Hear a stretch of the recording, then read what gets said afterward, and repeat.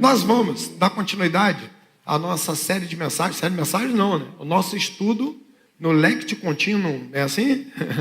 No nosso expositivo, em todo um livro da Bíblia. Nós estamos estudando o livro de Marcos.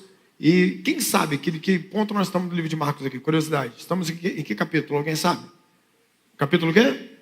3, isso. Chegamos hoje aos versículos, capítulo 3 de Marcos. Eu já ia ler 2 Coríntios de novo. Capítulo 3 de Marcos. Estamos chegando hoje aos capítulos de 20 até 30. Marcos 3, de 20 a 30. Eu não vou ler de 20 a 30. Eu vou ler de 22. Se você observar, coloca para nós só para eu fazer uma avaliação aqui, Tati, o 20.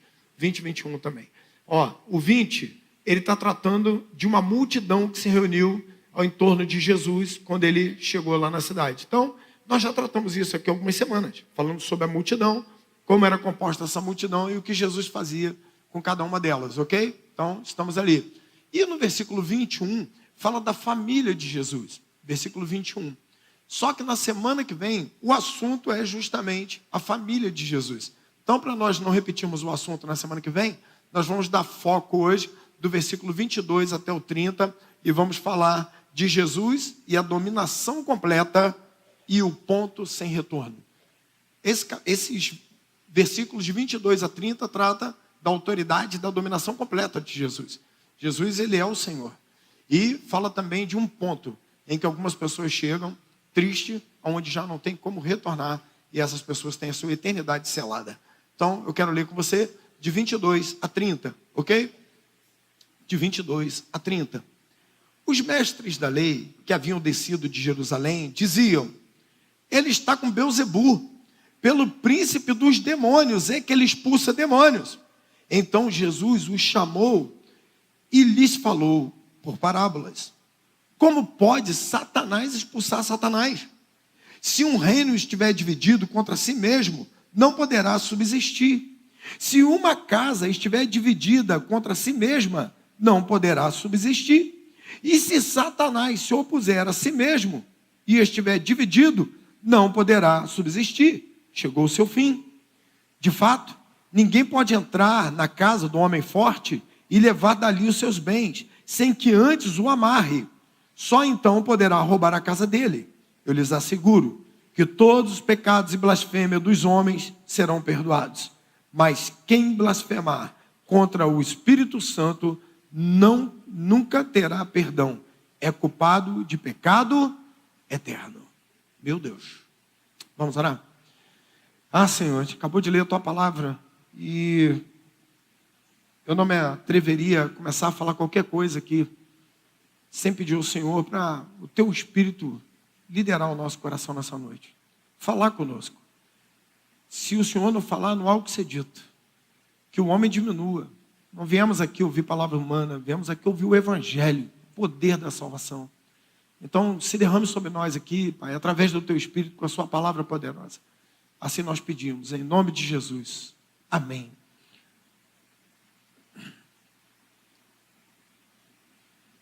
A guerra entre a Rússia e a Ucrânia teve início em 24 de fevereiro de 2022.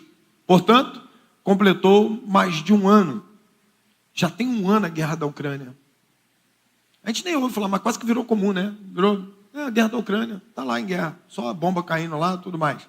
Então, completou um ano. Achava-se, na época que começou a guerra, que seria uma ocupação rápida. Eu vi vários comentaristas, eu gosto de história, você sabe que eu gosto de história. Eu e Thaís, não é isso, Thaís? Professor de história, e eu sou um apaixonado por história também. E eu gosto de acompanhar isso.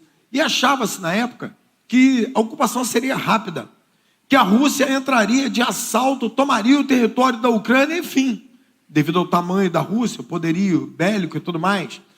Mas, devido a vários fatores, não vai dar para falar todos eles aqui, nem é o meu fim, eu só quero tecer um pensamento, devido a vários fatores, tais como ajuda da OTAN, ajuda dos Estados Unidos, a coragem e a resiliência dos ucranianos, o negócio não saiu muito bem como era esperado pela Rússia, e em vez deles chegarem lá e tomarem aquele país rapidamente de assalto e resolvido, já vai mais um ano de guerra e a questão não está resolvida.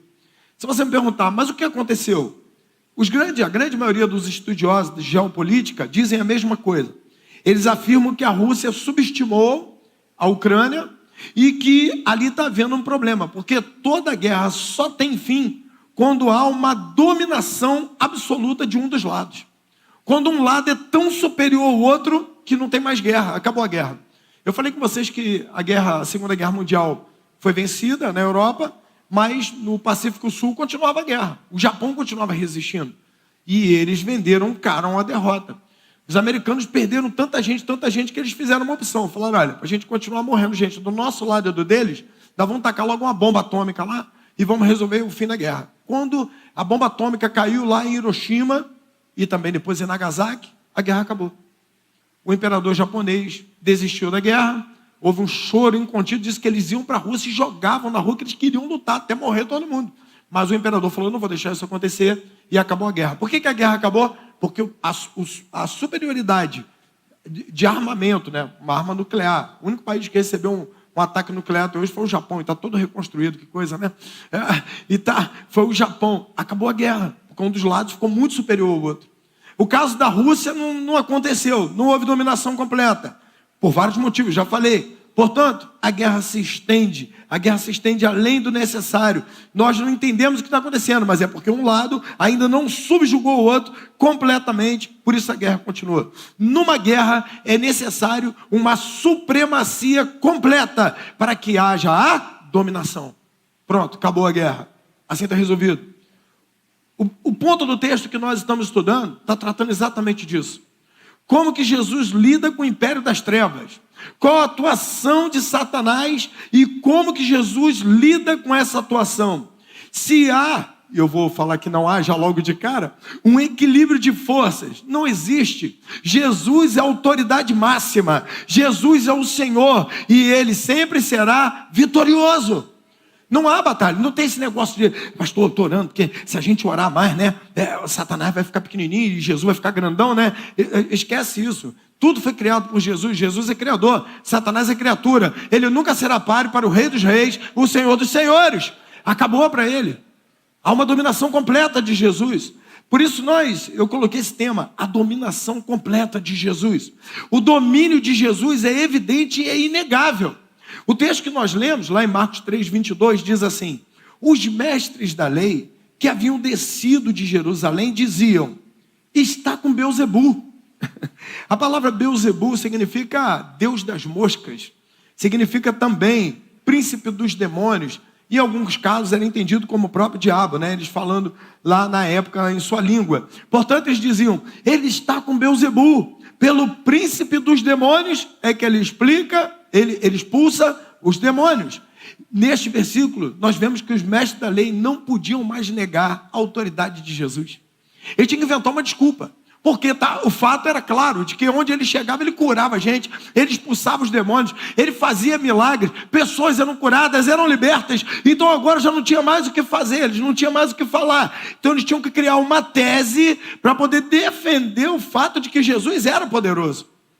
Então, Marcos, ele é muito objetivo, né? Ele escreve só aquilo que ele quer que a gente entenda, porque a dinâmica é muito forte. Jesus está andando, ele é o servo sofredor, ele é o homem, ele está trabalhando, ele está dando o melhor de si. Mas, se você olhar ali a acusação dos escribas em Mateus capítulo 12, você descobre por que aconteceu. Mateus 12, 22. É o que a teologia chama de evangelho reunido. Então, um dos sinóticos, que é Mateus, tratando o mesmo tema. Mateus capítulo 12, versículos 22, 23 e 24. É a mesma passagem, mas observe. Então, levaram-lhe um endemoniado, que era cego e mudo. E Jesus o curou, de modo que ele pôde falar e ver. Todo o povo ficou atônito. Agora, olha só, todo o povo ficou atônito. Depois que o povo ficou atônito, eles disseram o quê? Não será este quem? O filho de Davi? Quando eles falam assim, não será este o filho de Davi? A dúvida do povo era assim, eu acho que ele é o Messias. É o Cristo, é o Messias. Quando eles viram mais uma cura, eles disseram, não é este o filho de Davi? Agora olha o 24. Mas quando os fariseus ouviram isso, mais uma cura maravilhosa, extraordinária. Há uma libertação e duas curas ao mesmo tempo. Ele liberta aquele homem e cura aquele homem. É um negócio extraordinário. Quando eles ouvem isso, os fariseus, quando ouviram isso, disseram, acho que o pessoal olhou para eles e falou assim, e agora? O homem curou, o homem libertou, mais uma vez. Então eles falaram, é somente por Beelzebu, o príncipe dos demônios, que ele expulsa esses demônios. Eles inventaram uma tese de que Jesus só libertava e curava porque ele estava debaixo da influência de Beelzebu ou de Satanás. Essa situação extrema, eles começam a olhar para aquele homem que foi libertado e a multidão abismada, cogitando que Jesus era o Messias, eles precisavam criar um plano para atacar a autoridade de Jesus. E eles então tiveram esse plano, falaram, só tem um jeito, vamos dizer que ele está com o diabo. É através da força de Satanás que ele expulsa os demônios. É isso que eles estão tentando, a tese que eles estão dizendo aqui. Gente, não é uma tese qualquer.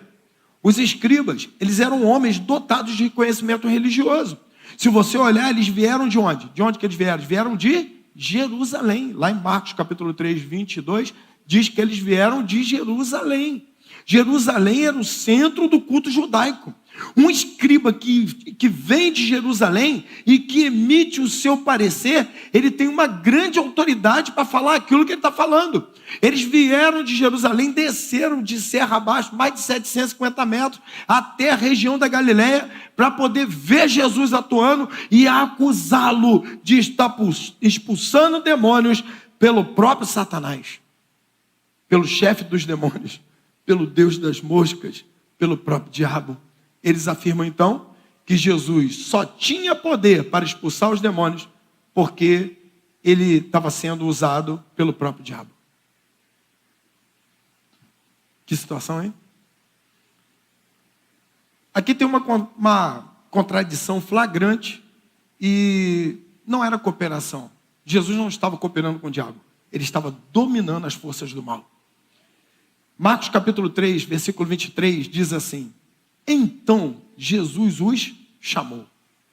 É como se Jesus falasse assim, então vamos ter uma conversa aqui agora.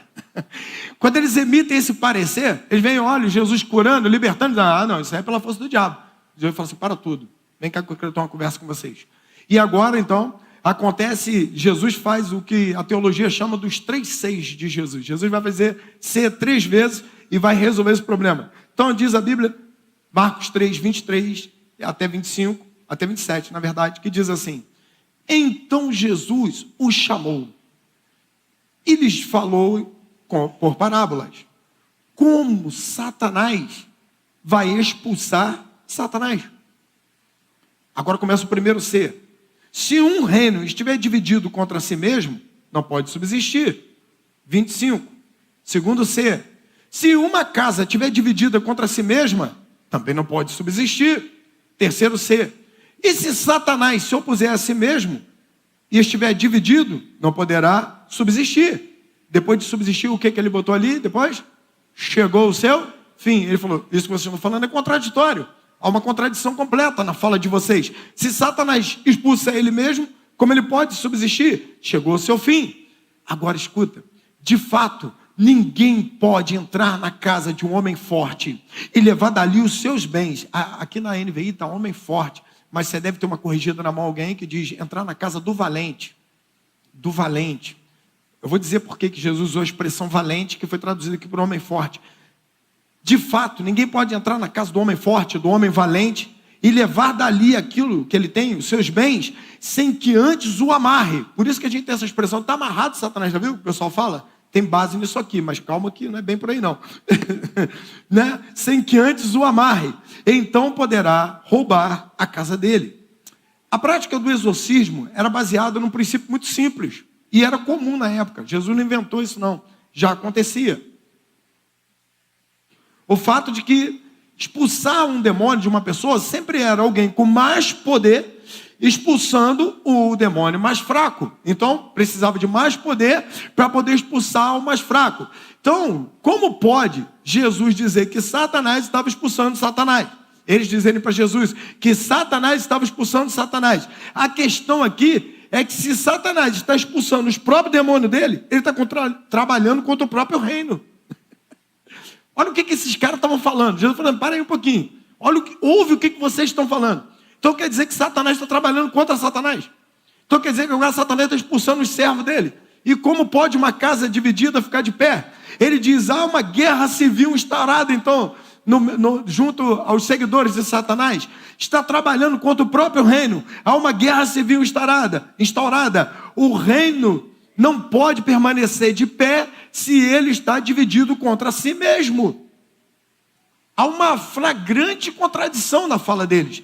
Ele diz assim, se alguém mais poderoso tem que expulsar o mais fraco, significa então que Satanás está expulsando os próprios demônios dele?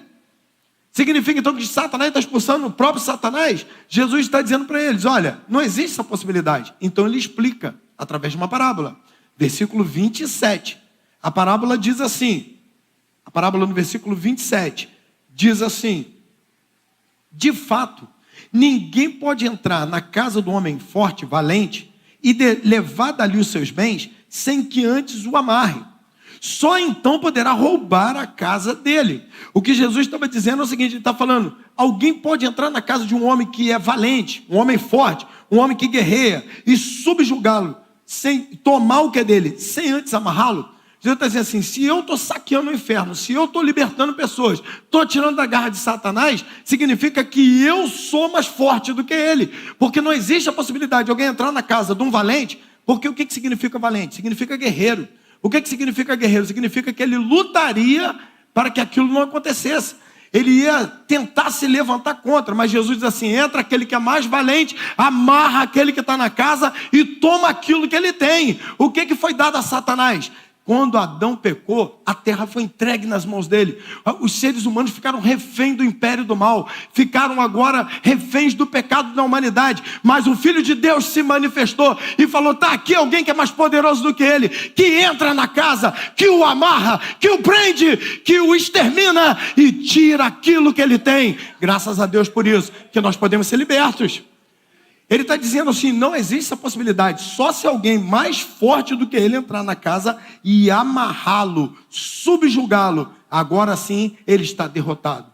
Ou seja, Jesus está dizendo para aqueles homens, eu não sou aliado de Satanás, contra mim Satanás não tem defesas, suas potências estão quebradas, estão destruídas pelo poder de Jesus Cristo de Nazaré. Ele põe Satanás em fuga, a dominação de Jesus começou, o mais poderoso, glórias a Deus, ele é poderoso para botar em fuga as hostes do inferno inteiras, com uma palavra.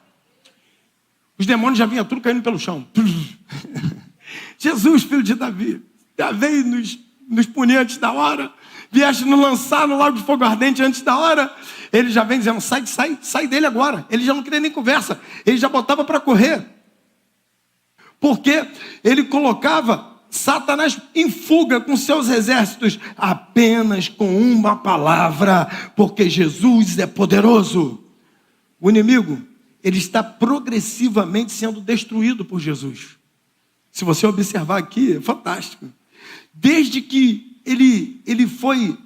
Adão pecou e ele tomou dominação sobre esse tempo, Jesus vem atuando.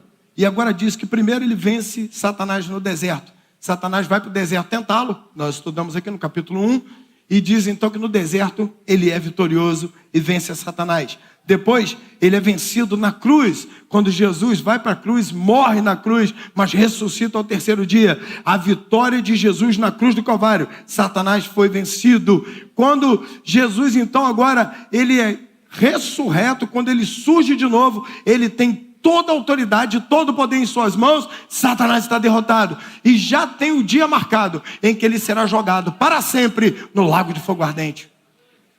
A teologia bíblica diz assim, Colossenses capítulo 2, versículo 15. Colossenses 2,15. Você pode ler comigo o texto todo? Vamos ler? Todo mundo? E tendo, lê comigo, despojado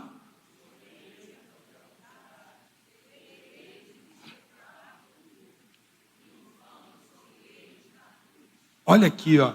Tendo despojado. Despojar é o seguinte, tinha uma guerra. O lado que vencia, tomava tudo que era do outro. Chamava os despojos. Então a guerra foi vencida. Ele vai lá, pega tudo que tem de bens aí, é nosso. O que Jesus estava falando para aqueles homens lá? Olha só, vai entrar o mais valente, vai tomar tudo. Vai vir tudo para minha mão. Já, vai vir tudo para cá. Aí ele está dizendo, ó, vai entrar o valente, vai pegar os despojos. Aí diz a Bíblia, tendo despojado os poderes e as autoridades, triunfou. Triunfou significa o quê? Venceu. Venceu sobre eles. Triunfando aonde? Na cruz do Calvário. Jesus é vencedor, amém? Jesus é vencedor. Vamos continuar na teologia bíblica. Olha os textos como é que se casam. Apocalipse, capítulo 12, versículo 9. Apocalipse 12, 9. Escuta isso aqui. Olha o poder de Jesus, a dominação completa. Escuta isso aqui. O grande dragão foi lançado fora.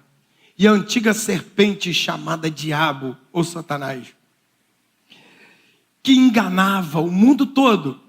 Ele e os seus anjos foram lançados à terra. Então eu ouvi uma forte voz do céu que dizia, veio grande salvação, agora veio a salvação, o poder e o reino do nosso Deus, e a autoridade. De quem é a autoridade? Do seu Cristo, pois foi lançado fora o acusador dos irmãos, que os acusa diante do nosso Deus dia e noite. Eles venceram. Eles venceram o que mesmo? Venceram por quê? Pelo sangue de Jesus. O que falou? Ele triunfou na cruz. O sangue derramado venceu. Satanás foi envergonhado, despojado. E agora na glória celeste isso está sendo declarado. Eles venceram pela autoridade do Cristo. Foram lançados fora o acusador dos irmãos. Por causa diante do nosso, que acusa os nossos irmãos dia e noite. Eles venceram pelo sangue do Cordeiro. Pela palavra do testemunho que deram. Diante da morte. Não amaram a própria vida. Portanto, celebre os céus. E aqueles que neles habitam. Mas ai de ti, terra e mar, pois o diabo desceu entre vocês, está cheio de fúria. Por que ele está cheio de fúria? Lê comigo, está cheio de fúria por causa de quê? Porque sabe que ele resta pouco tempo para quê? Para ser lançado aonde? No lago de fogo eterno, por toda a eternidade, amém? E quem é que vai lançar? Quem é que vai lançar? Quem é que está com a chave na mão? Jesus Cristo de Nazaré, nosso Senhor. Não, ele expulsa demônio por causa de Satanás. Você não está entendendo. Está aqui aquele que é poderoso, que vai tomar tudo que foi entregue a ele por Adão. Eu vou pegar tudo de volta, vou tomar, vou despojar, vou vencê-lo e vou lançá-lo no lago de fogo eterno para sempre. Esse é o nosso Jesus, poderoso. Ele está chamando e dizendo, aqui não tem acordo não, é dominação completa. Um dos lados é mais poderoso. Jesus, quando ressuscita, ele diz assim, algum poder me foi dado no céu e na terra, foi isso? Bastante poder foi me dado. É claro que eu estou falando de propósito, né? Bastante poder foi me dado. Qual o poder que foi dado? Todo o poder. Todo o poder foi me dado no céu e na terra. Sabe o que ele está dizendo? Se todo o poder está nele, ele é a única autoridade. A gente, não, porque eu estou temendo, o que vai acontecer? Não, a única coisa, a única autoridade que existe se chama Jesus Cristo de Nazaré, porque a dominação foi completa. Então se você teme o Senhor, você está certo, porque Ele é o Senhor de todas as coisas. Eu falei para você que era dominação completa, mas eu falei para você também que existia um ponto sem retorno. Isso deixou Jesus muito entristecido. E aí, se a gente for para Marcos 3, 28, que é o texto em questão, 28, nós vamos ver algo aqui que eu chamo de ponto sem retorno. Um dia desses, nós descemos para poder resolver um negócio lá de associação, e um pastor daqui de Varginha, já idoso, pediu para levá-lo. E eu falei, não, tudo bem, vai com a gente. Eu acho que o Rodrigo estava no carro, talvez o Rodrigo Silva. E nós descemos. Rapaz, eu não esqueci do homem. Quando eu vi, eu estava chegando lá no pedágio. Eu falei, gente, já passei do retorno. Passei ali, passei de Varginha, passei de Caxias, passei de tudo. Não tinha mais retorno para voltar. Eu tinha que pagar mais 2 pedágios, um para lá, outro para cá. Porque não tinha mais retorno. Coisa ruim é chegar num ponto onde não há mais retorno. Escuta isso. Eu lhes asseguro.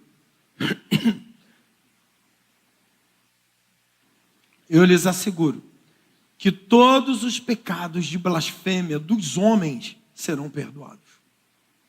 Mas quem blasfemar contra o Espírito Santo nunca terá perdão. É culpado de pecado eterno. Agora olha o 30. Jesus falou isso porque eles estavam dizendo, ele está com o espírito imundo. Jesus libera uma palavra muito forte sobre a vida daqueles homens. E eu quero pensar nela com você nessa noite. O ponto sem retorno.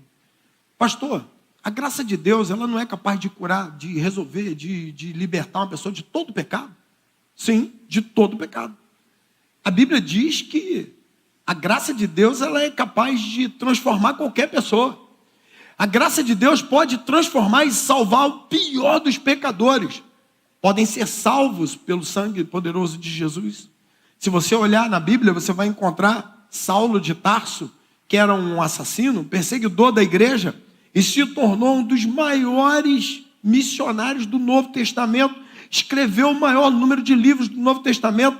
Saulo de Tarso, que era um homem terrível, foi transformado pelo poder do Evangelho, pela graça de Deus. Se você olhar o apóstolo Pedro, que mesmo depois de tendo andado com Jesus 3 anos, quando alguém pergunta para ele, você estava com ele? Ele diz, não conheço esse homem. Eu vi você com ele, não faço ideia de quem é. Eu vi você com ele. Ele blasfemou, começou a xingar todo mundo e falou, não sei quem é esse homem. Um homem que com medo negou Jesus 3 vezes. Mas diz a Bíblia que foi restaurado. Foi restaurado. Graças a Deus. Que bom que a graça do Senhor continua dando oportunidade de transformar pecadores arrependidos. Graças a Deus que isso acontece. Que bom. Mas aqui nós vemos o que Jesus chama solenemente. Ele diz, em verdade vos digo, ou como está aqui na versão que nós lemos, ele diz assim, olha, eu digo a vocês, eu afirmo a vocês, eu lhes asseguro que existe um ponto sem retorno. Que ponto é esse? É o ponto da blasfêmia contra o Espírito Santo. Blasfemar, segundo o dicionário, é enunciado ou palavra que insulta a divindade, religião, ou aquilo que é considerado sagrado. O que é blasfemar, segundo o dicionário?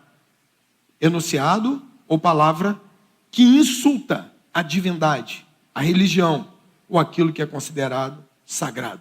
Então, Jesus diz, vou botar agora aqui dessa maneira, lhes asseguro solenemente que quem insultar o Espírito Santo é culpado de morte eterna.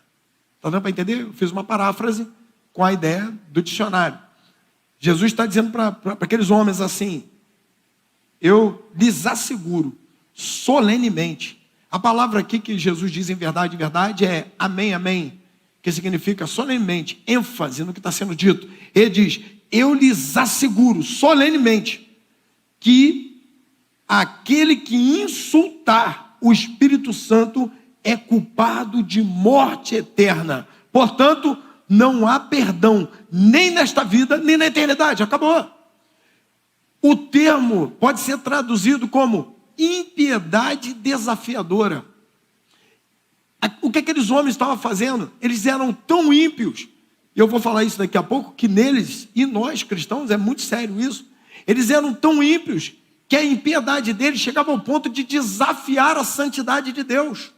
Eles não queriam saber, eles simplesmente blasfemavam contra Deus. O contexto nos esclarece. A Bíblia diz que eles estavam blasfemando contra o Espírito Santo. Os escribas estavam atribuindo a Satanás aquilo que o Espírito Santo estava fazendo por meio de Jesus. Jesus estava curando, Jesus estava libertando, Jesus estava fazendo uma obra grandiosa, milhares de pessoas iam até ele, eram salvas, mas quando eles viram isso, eles de forma voluntária e deliberada disseram, não, isso é ação do diabo, não é Deus agindo não, é o diabo. Gente, quem estava falando aqui, não era gente sem cultura, não era gente que não entendia nada de religião, eles eram escribas, era gente com conhecimento teológico, era gente que sabia, já tinha estudado os sinais da obra do Cristo, do Messias. Tudo que Jesus fazia apontava para o fato dele ser o Messias. Quando João Batista estava na cadeia, e João Batista ficou perdeu um pouco o foco, não sei se ele ficou ansioso, porque ele estava preso e as coisas acontecendo e ninguém fazia nada, ele chama lá seus discípulos e diz assim, vai lá e pergunta para ele se é ele mesmo ou se eu espero outro. Os discípulos chegaram a Jesus e falaram assim: João Batista está perguntando se é você mesmo Cristo ou você espera outro. Qual foi a resposta de Jesus? Jesus falou: volta lá e diz a João assim: os coxos andam, os enfermos são curados, o poder de Deus está manifesto no meio do povo, os pobres ouvem o evangelho. Jesus deu uma lista para ele de coisas que o Messias estava fazendo.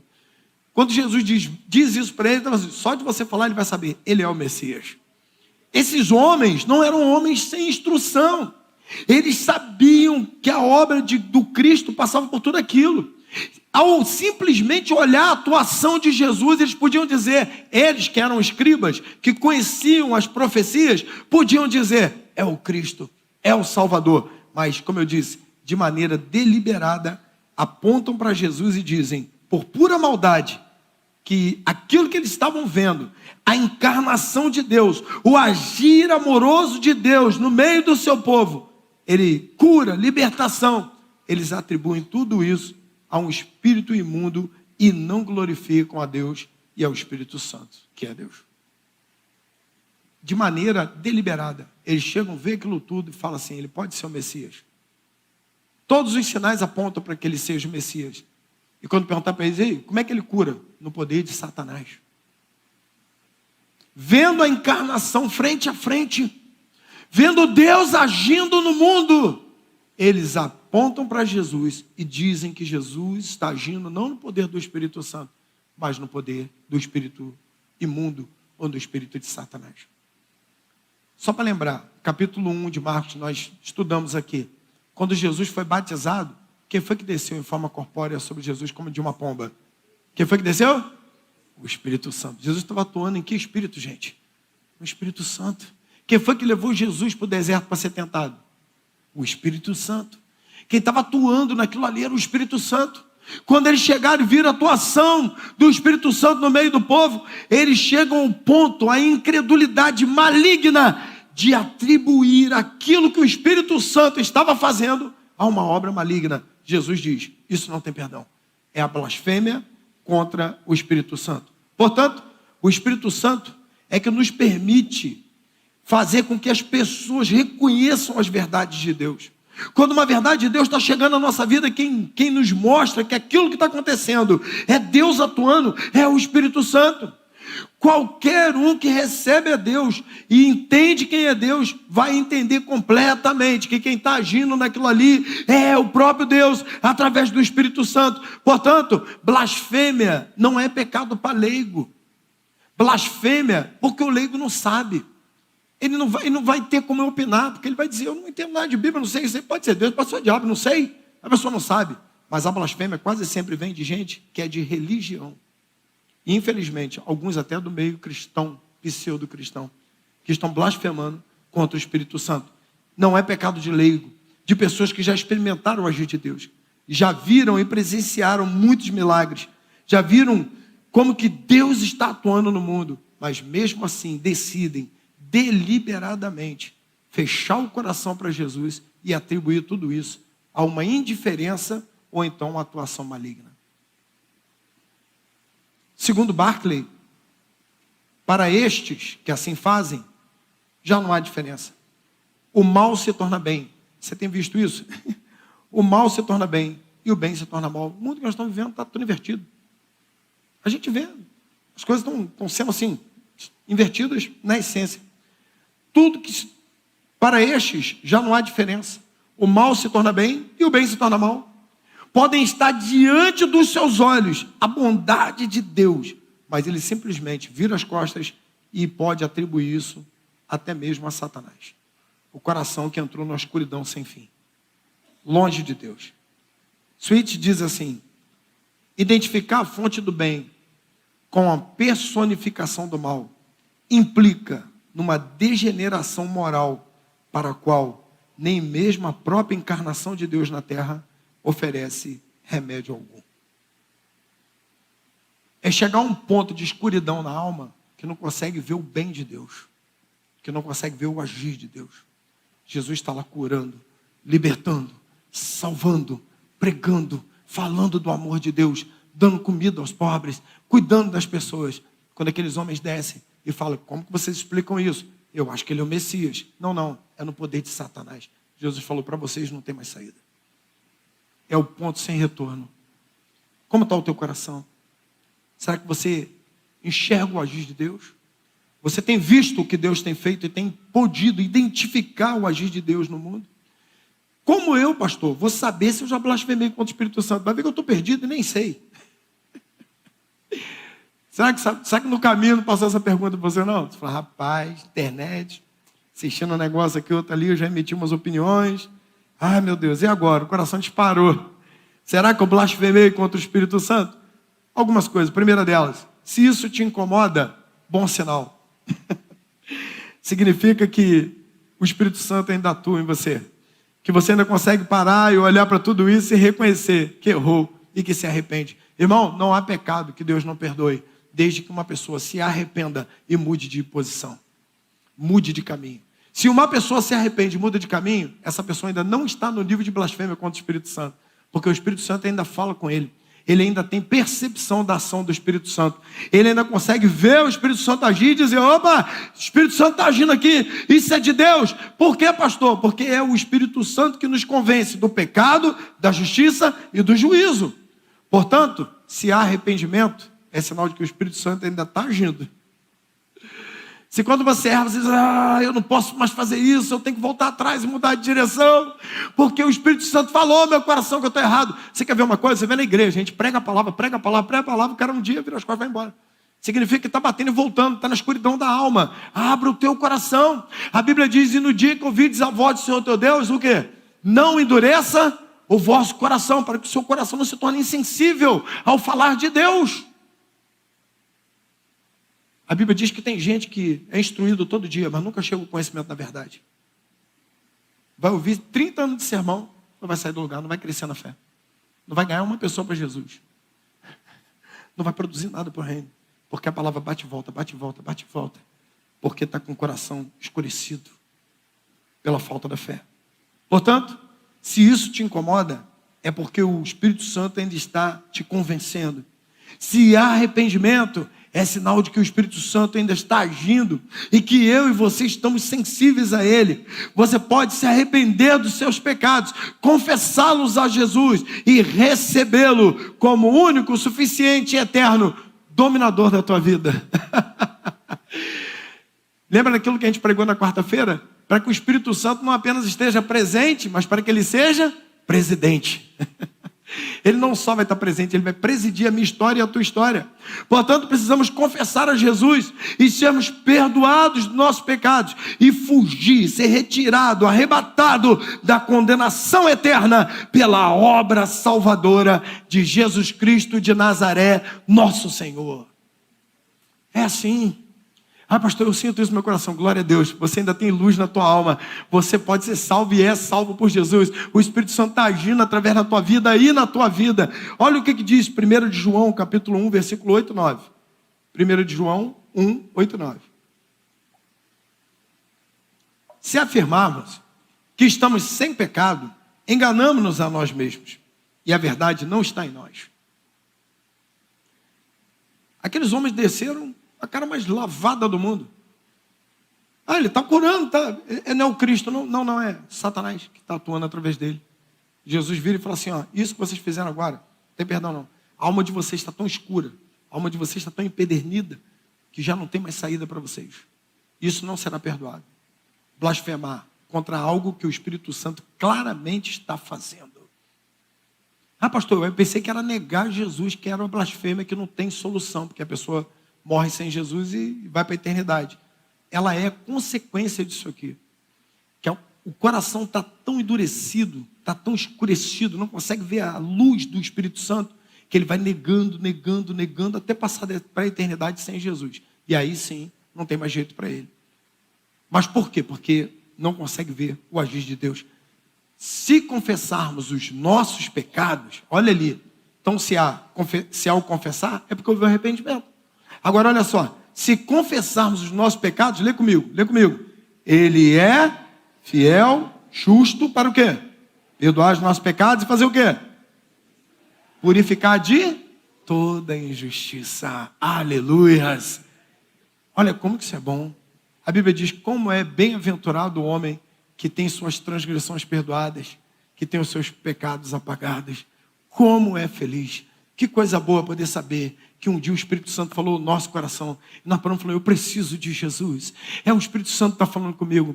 É uma obra salvadora que está acontecendo na minha vida. E reconhecer o agir do Espírito Santo. E deixar a luz do céu entrar, como nós gostávamos de cantar. Existe uma passagem lá em 1ª Carta de Pedro, capítulo 1, capítulo 2, versículo 9, se eu não me engano, que diz assim, que nós fomos retirados do reino das trevas para o reino da sua maravilhosa luz. Ele nos tirou do reino das trevas e nos trouxe para o reino da sua maravilhosa luz. E o Espírito Santo é que ilumina o nosso entendimento para que nós possamos enxergar, ver o agir de Deus através de Jesus em nossas vidas. Quero fazer uma aplicação para você, 3 coisas. Vou aplicar ao nosso coração. A primeira delas está no versículo 22. Jesus está agindo no mundo hoje. Ele está atento, fazendo algo na minha vida, na sua vida. Irmão, fica atento ao que Jesus está fazendo. Não perca da tua vista o que Jesus está fazendo. Jesus hoje, através de uma ação poderosa do Espírito Santo, está agindo na sua vida. Todo dia Ele está agindo na sua vida. Quem pode dizer amém? Ele está agindo na sua casa, Ele está agindo no teu trabalho, Ele está agindo ao redor de você de forma poderosa. E eu e você precisamos ter luz no nosso espírito para olhar para tudo isso e dizer, o Espírito Santo está agindo, eu vejo o agir de Deus. Obrigado, meu Senhor, porque o Senhor age na minha vida. Aqueles homens, Jesus estava vindo e eles falavam, o quê? Está agindo? Não, isso é coisa do diabo. Não. Com a gente não, a igreja de Jesus não. Nós vemos o agir de Jesus e falamos, louvado seja o nome do nosso Deus, porque Jesus está agindo na minha vida. Jesus está agindo na vida de mais alguém aqui? Aleluias, aleluias. Abre o teu coração, irmão, não perca a plenitude do agir de Deus na tua vida. Não endureça, não feche o teu coração para Jesus. Não feche o teu coração para o Espírito Santo. Não permita que essa escuridão tome a sua alma de tal maneira que você parta dessa terra sem ter um encontro com Jesus. Eles viam as curas, mas não celebravam. Jesus fica tão triste com aquilo, que Jesus diz, não há solução mais para vocês. Porque vocês estão vendo algo que o Espírito Santo está fazendo, e estão atribuindo isso a uma força maligna, blasfêmia contra o Espírito Santo. Um estado de alma tão terrível, que Jesus diz que nem nessa terra, nem na eternidade, a pessoa seria perdoada. Versículos de 25 a 27, segunda aplicação. Essa aqui é maravilhosa demais. Se sinta seguro por pertencer a Jesus. Eu sou de Jesus. Tem mais alguém aqui que é de Jesus? Ok, então escuta agora. Sinta-se seguro por pertencer a Jesus. Por quê, pastor? Porque Ele tem todo o poder, toda a autoridade. A sua vida está nas mãos daquele que tem a autoridade suprema. A Bíblia diz, para isso se manifestou o Filho de Deus, para desfazer o que, gente? As obras do diabo. O diabo não tem mais autoridade sobre a tua vida. No dia que você entregou a vida para Jesus, ele foi destronado, ele foi despojado, você foi retirado dessa condição, e agora você pertence ao Senhor, ao Rei dos Reis, ao Senhor dos Senhores. Portanto, você pertence a Ele. Ele tem autoridade suprema. Os demônios tremem diante dele. Satanás já foi vencido. A batalha está vencida. Jesus amarrou o valente. Ele até tentou botar uma questão, criou uma questão. Jesus foi lá, amarrou o valente e tomou tudo aquilo que foi colocado em suas mãos. Portanto, eu e você fomos arrancados das trevas e levados para a presença poderosa de Jesus. Olha o que diz 1 de João, capítulo 4, versículo 4. 1 de João 4, 4. Escuta isso aqui. 1 de João 4, 4. Se você puder ler comigo, declarar aquilo ali, mas declara com poder mesmo, com força. Vamos lá, estamos juntos? Filhinhos. Peraí, de novo. Filhinhos o que mesmo? Ok? Você é de Deus, amém, irmão? Então vamos devagar. Vamos lá agora de novo, todo mundo junto. Filhinhos, Vocês são de Deus. E o que aconteceu? E venceram. Você é vencedor, irmãos, amém? Ó, então vamos continuar. Desculpa estar parando você, mas é porque é muita coisa boa. Vocês são de Deus e venceram. É mesmo? Agora escuta o resultado da vitória. Vamos lá. O porquê da vitória. Vamos lá, todo mundo junto. Porque aquele... Quem pode dizer aleluia? Porque aquele... Sabe por que você venceu? Porque ele é o domínio completo. Sabe por que você venceu? Sabe por que a autoridade já foi entregue ao povo de Deus? Porque maior, mais poderoso é o que está em vós do que aquilo que está atuando nesse mundo perdido. Toda a autoridade foi entregue nas mãos dele e ele habita em você. Aí eu posso dizer, pastor, porque fizeram um trabalho, que fizeram tal coisa. Não, porque todo pobre fizeram um trabalho para nós. Eu não sei que nem tanto faz trabalho para nós. Coitado de nós. Fez trabalho. Fez trabalho. Perdeu tempo. Porque maior o que está em mim do que o que está no mundo. Maior o que está em você do que o que está no mundo. Perdeu tempo, porque toda a obra do maligno sobre a tua vida foi quebrada no dia que você entregou a sua vida a Jesus Cristo de Nazaré. Acabou, irmão. Maior o que está em mim do que o que está no mundo. Posso levantar de manhã, erguer minha cabeça, viver a vida, liberto por Jesus, porque aquele que me retinha já não é mais dono da minha vida, porque Jesus me resgatou. E resgatou você também. Terceira aplicação, mantenha sua reverência. Isso aqui é muito sério. Eu vou falar com você agora para terminar. Mantenha sua reverência ao Senhor. Não tome a obra de Deus como algo comum e corriqueiro. Não é. Ele é poderoso, mas ele também é santo. Alguns de nós estão em dias de falta de reverência, falta de respeito. As pessoas não respeitam o culto. A pessoa vem para cá como se estivesse indo para a Disneylândia. Não consegue entender que o que está acontecendo aqui é algo santo. Que Jesus está no meio de nós, que a palavra está sendo pregada. Isso aqui não é brincadeira, isso aqui é coisa séria. Isso aqui é Jesus falando ao nosso coração. Quem entende isso diz amém. As pessoas perderam a reverência. Por isso entra e sai, continuam vivendo o mesmo padrão de vida, por anos seguidos. Porque perderam a reverência. Isaías, quando ele entrou no templo, lá em Isaías, no capítulo 6, ele se deparou com a glória de Deus. Ele falou assim, ai de mim, estou acabado, vou morrer. Por quê? Porque os meus olhos viram o rei, o Senhor dos exércitos. Quando Isaías olha para o alto, ele entra em desespero. Por quê? Ele diz, porque eu sou um homem de lábios impuros, e eu habito no meio de um povo de impuros lábios. E os meus olhos viram o rei, eu vou morrer. Aí Deus fala para ele, não, diz que um anjo pega lá, Patenaz, uma brasa do altar do Senhor, coloca em sua boca e fala assim, a sua boca foi purificada. Agora eu preciso que alguém vá por mim. Quem vai? Ele falou, eu vou. Observe que quando ele chegou no lugar da presença, ele entendeu quem ele era, ele teve reverência pelo lugar. Ele ficou desesperado. Meu irmão, não perca a reverência. Entenda que o que está acontecendo aqui, domingo após domingo, quarta-feira, terça, no PG, onde for, não é uma brincadeira. Isso aqui não é um momento, não é hora de passar tempo. Nós viemos aqui para sermos edificados pela palavra, para sermos cheios do Espírito, para que Jesus possa falar ao nosso coração. Muitos estão aí pelos bancos da igreja, brincando com a igreja, anos e anos e anos, e não frutificam. Portanto, não acho que isso é algo comum e corriqueiro. Em tempo de falta de reverência, falta de respeito pelo culto, pela presença de Deus, nós não podemos nos distrair, não podemos perder o foco. O Espírito Santo está ministrando a nossa alma, o tempo todo ele está falando, e você não concentra, porque você não está reverentemente diante dele, dizendo, estou aqui, Senhor, o que o Senhor tem para me entregar? Fica assim, vai para lá, vem para cá, e a palavra está sendo lançada um dia, ninguém me acompanha. Mas Deus está falando com você toda hora. Deus está falando com você. Você está abrindo a Bíblia para Deus falar com você. Abrir a Bíblia, ler a Bíblia, ouvir de Deus. O Espírito Santo está ministrando lá na sua casa, o Espírito Santo está ministrando na sua igreja, Ele está falando com você. Estamos diante do Cordeiro Santo de Deus, nós estamos sendo ministrados pelo Santo Espírito de Deus, e a vitória pertence a quem vence ao mundo pela fé em Jesus Cristo de Nazaré.